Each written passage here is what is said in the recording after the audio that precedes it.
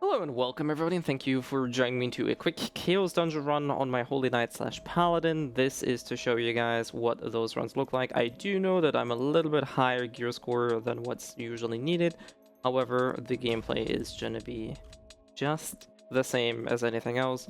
Obviously, if you're gonna go here at item level 14-15, you may take a little bit longer. Outside of this, like I said, gameplay is gonna be the same. Typically, I start off, just mob those groups up and instantly yeet your awakening out.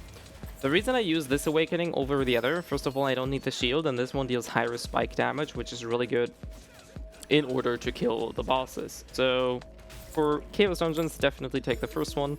For anything else, always take the second one. As you can see here, mob those people up. Nothing else to be done. Generate some gauge. Guardian Angel, and it rips everything apart. Now, at this point, you can also pump the first Blessed Aura if you really wanted to. I don't necessarily think it's just needed here because we're really just fighting trash mobs. Just smack them up a little bit together. Pop your Wave of Light, and you can see everything died just fine. Even if it doesn't die instantly from that skill, you can see that I have no issues whatsoever managing my cooldowns. If you can see here, Hand of Haven also deals a fairly good amount of damage. It just doesn't nuke as much as Guardian Angel, and here you can see 1 minute 10 seconds, and this was a rather slow run. So as you can see, I'm not really in a rush, I'm not under pressure. All of this is going fairly quickly and nothing too crazy. Starting with the first mobs, I like to drag them in together, pop my first aura, because that aura also increases my damage, right? And try to grab them in and use my hard-hitting nukes. Try to score, if possible, head attacks on both Harsh Retribution and Sword of Justice. As you all know, or if you don't know, Harsh Retribution and Sword of Justice both have head attack modifiers on, and the head attack modifier grants a 20% damage boost, which is definitely something that you want, ideally at least. If you can't make it happen, then that's fine. We're gonna wait for the last boss here. We can gather some gauge if we wanted to, that's fine. So, since we have Awakening, the next thing that I would like to do is grab those guys, stack them up here, and use my Awakening. Poof.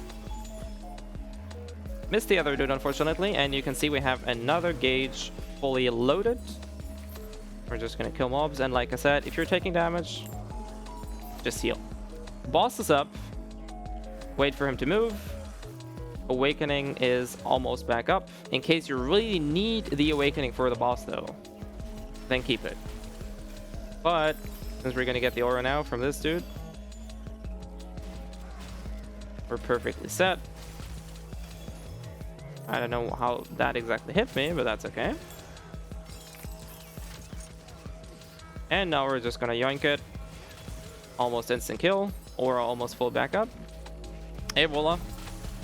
A very easy clear, nothing too scary about this. Still a 2-minute clear, very solid clear time. Like I said, I do understand if you're flat at 14-15, this is gonna take a little bit longer. Outside of this, you really see that this is a very comfortable, like there's no stressing, no nothing around this.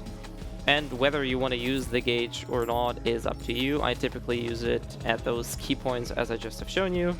And since you're in the third area, it really doesn't matter. Once you're in this place, you're basically done, right? You can't really fail in this area of the Chaos Dungeon anymore, unless you're, I don't know, going AFK or something. But if you're just playing the normal way, there's nothing that can really happen in this place here. You just collect everything and delete. We can use Guardian Angel just as much as we can use Wave of Light. Those two are going to be your go-to nukes. In case you really want to use your Warrior of Light, by all means do it. I do understand that Warrior of Light looks really good. We're just going to get it for the sake of this video. That was an absolutely not necessary awakening, but in case you guys want to see, you just as much can use Warrior of Light, which makes your spells look incredibly funky, deal higher damage, have like super good AoEs. It's not really needed though. You're just as good using your heal aura to overall just buff your damage, and you're good. And as you can see, this is all I needed to clear Chaos Dungeon. Most of the time I'm basically just cycling between two skills. This is where agility and gems come into play. And if you don't have those, then of course your clear time might vary a few seconds up or down. But as you can see here, we're at a very, very, very comfortable clear time. Never at any point was I like in trouble or something here. This is super easy to clear. And we're done. Poof. And that is it. That's just what I wanted to show you guys. As you can see, we took not like probably 5 minutes to clear this. Thank you everyone for joining, and not a long outro. This is just in conjunction to the Paladin / Holy Knight guide. This is how I clear Chaos Dungeons. Super easy, super fast, super chill. No need for a party, no need for any extra engravings. As you can see, I'm using the exact same build that I've just shown you in my Chaos Dungeon build. Yes, I do have 2 legendary pieces, but really, even without those, you're just as fine.